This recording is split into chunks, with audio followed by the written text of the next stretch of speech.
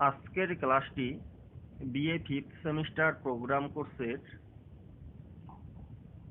ACC 3 সংস্কৃত বিষয় যাদের আছে তাদের জন্য। আমি তোমাদের আচার্য বিশ্বনাথ রচিত সাহিত্য দর্পণ গ্রন্থের ষষ্ঠ পরিচ্ছেদ পড়াচ্ছি। এর আগের ক্লাসে আমি অর্থ প্রকৃতি সম্পর্কে আলোচনা করেছিলাম। আজকের ক্লাসে আমি পঞ্চসন্ধি বিষয়ে আলোচনা করব। সুতরাং আলোচনায় আসি। প্রথমেই আমাদের জানা দরকার যে সন্ধি কি। নাটকের কাহিনীর 5টি উপাদান: বীজ, বিন্দু, পতাকা, প্রকরী ও কার্য। এই 5টি উপাদান 5টি বিভিন্ন অবস্থার মধ্য দিয়ে চরম পরিণতি লাভ করে। এই 5টি অবস্থা হল আরম্ভ, প্রযত্ন, প্রাপ্তাশা, নিয়তাপ্তি ও ফলাগম। নাটকের কাহিনীর 5টি উপাদান এবং 5টি অবস্থার সঙ্গে যুক্ত থাকে 5টি সন্ধি। সন্ধি কথাটির অর্থ সংযোগ। নাটকের কাহিনীগত ঘটনাগুলির পরস্পর সংযোজনই সন্ধি। নাটকের কাহিনীসূত্র যাতে বিচ্ছিন্ন হয়ে না পড়ে সেই জন্য সন্ধির প্রয়োজন অনস্বীকার্য। নাটকের কাহিনীর ক্রমবিকাশের যে বিভিন্ন স্তর আছে সেগুলিকে বলা হয় সন্ধি। আচার্য বিশ্বনাথ সন্ধির লক্ষণে বলেছেন, অন্তরৈকার্থ সম্বন্ধ সন্ধি রেকান্বয়ে সতি। এর ব্যাখ্যা প্রসঙ্গে তিনি বলেছেন, একেন প্রয়োজনেন অন্বিতানাং কথাংশানাম অবান্তরৈক প্রয়োজন সম্বন্ধ সন্ধি। অর্থাৎ একটি মুখ্য প্রয়োজনের সঙ্গে সংযুক্ত কথাংশগুলির পরস্পরের সঙ্গে প্রয়োজন সম্বন্ধকে সন্ধি বলে। আরও স্পষ্ট করে বলা যায়, নাটকের প্রধান ফলের সঙ্গে সংযুক্ত কাহিনীর মধ্যে বিভিন্ন ক্ষুদ্র ক্ষুদ্র কাহিনীর প্রয়োজন সম্বন্ধকে সন্ধি বলে। এখন আমাদের জানা দরকার যে সন্ধি কয় প্রকার ও কি কি। সন্ধি হলো 5টি। এগুলি হলো মুখ সন্ধি, প্রতিমুখ সন্ধি, গর্ভ সন্ধি, বিমর্ষ সন্ধি এবং নির্বহন সন্ধি। এখন আমি মুখ সন্ধি সম্পর্কে আলোচনা করব। আচার্য বিশ্বনাথ মুখ সন্ধির লক্ষণে বলেছেন, যত্তর বীজ সমুৎপত্তি পত্তির নানার্থ রস সম্ভবা প্রারম্ভেন সমাযুক্তা তন্মুখং পরিকীর্তিতম। অর্থাৎ নাটকে যেখানে আরম্ভ নামক অবস্থার সঙ্গে সংযুক্ত হয়ে নানা বৃত্তান্ত ও রস সম্ভাবনাযুক্ত বীজের উৎপত্তি হয় তাকেই মুখসন্ধি বলে। এখান থেকেই নাটক শুরু হয়। যেমন শকুন্তলা নাটকের মূল বর্ণনীয় বিষয় হল দুষ্যন্ত ও শকুন্তলার দাম্পত্য মিলন। এর জন্য উভয়ের অনুরাগ ও পরিণয় অপেক্ষিত। সেই সম্ভাবনার প্রথম সূচনা হয়েছে দুষ্যন্তের বাহু স্ফুরণে। বাহু স্পন্দনে স্ত্রী লাভ হয়। দুষ্যন্ত সেই অভিলাষ নিয়ে কর্ণের আশ্রমে প্রবেশ করেছেন। প্রথম অঙ্কের হস্তি বৃত্তান্তের পূর্ব পর্যন্ত নায়ক নায়িকার পারস্পরিক অনুরাগের অবস্থায় এই অংশে মুখসন্ধি হয়েছে। এখন আমি প্রতিমুখ সন্ধি সম্পর্কে আলোচনা করব। প্রতিমুখ সন্ধি।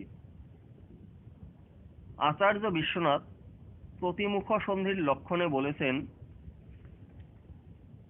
ফল প্রধান পায়স্য মুখসন্ধি নিবেশিন লক্ষালক্ষ ইবোধভেদ যত্র প্রতিমুখঞ্চ তৎ।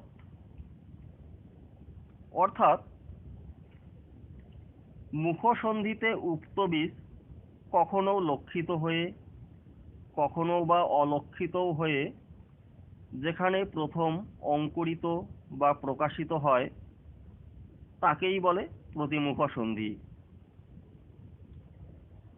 ভাষান্তরে বলা যায়, মুখসন্ধিতে আরব্ধ প্রধান ফলের সামান্যভাবে প্রকাশ যে সন্ধিতে লক্ষ্য করা যায় সেই সন্ধিই প্রতিমুখ সন্ধি।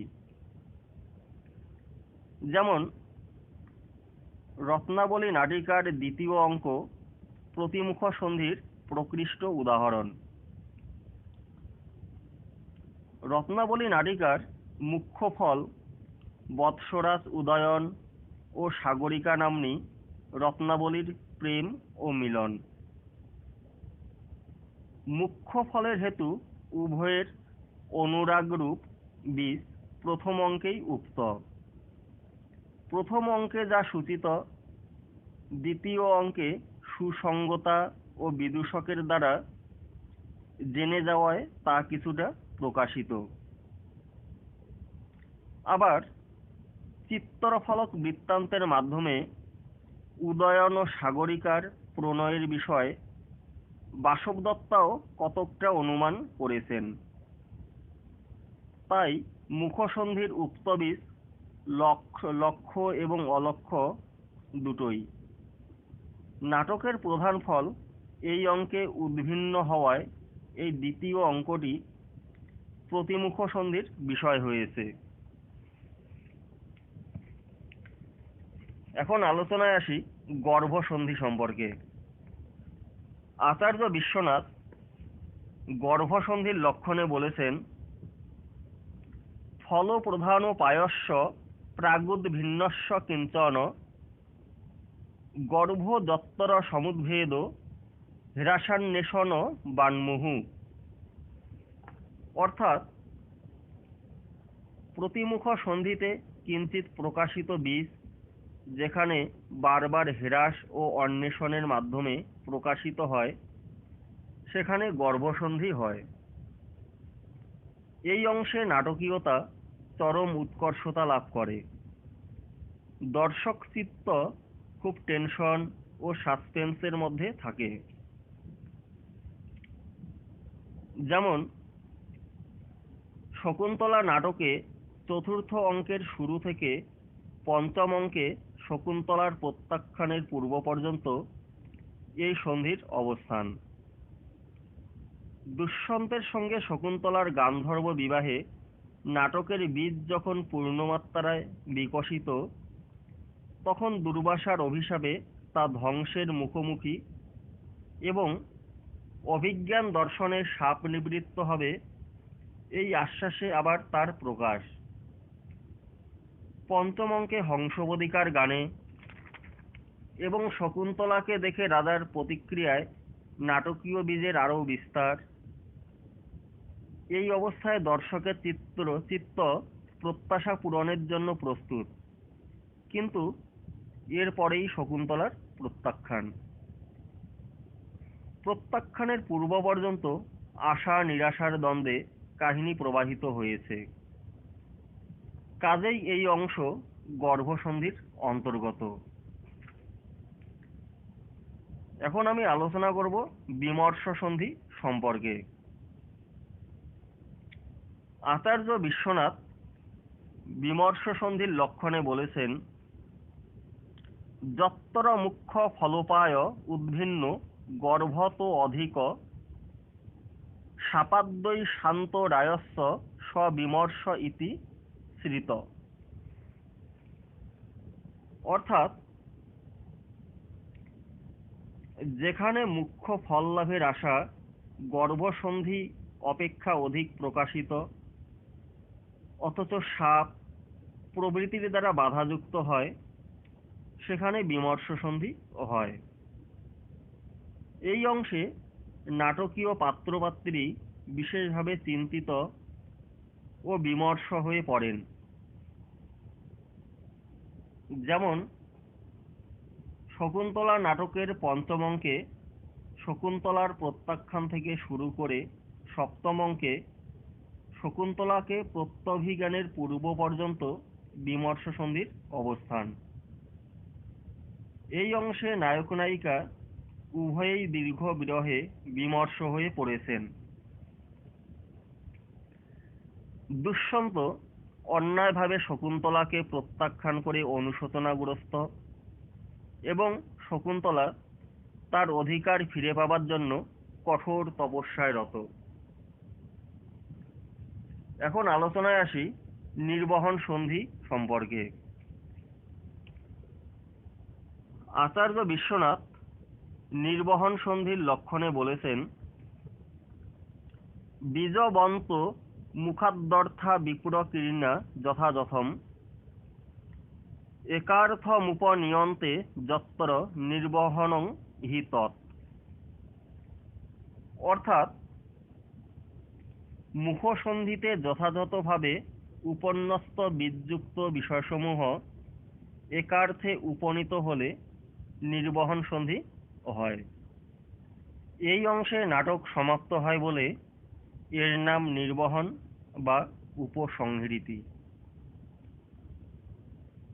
যেমন শকুন্তলা নাটকে পুত্রসহ শকুন্তলার সঙ্গে দুষ্যন্তের পুনর্মিলন। পঞ্চসন্ধি সম্পর্কে আমার আলোচনা এখানেই শেষ হলো।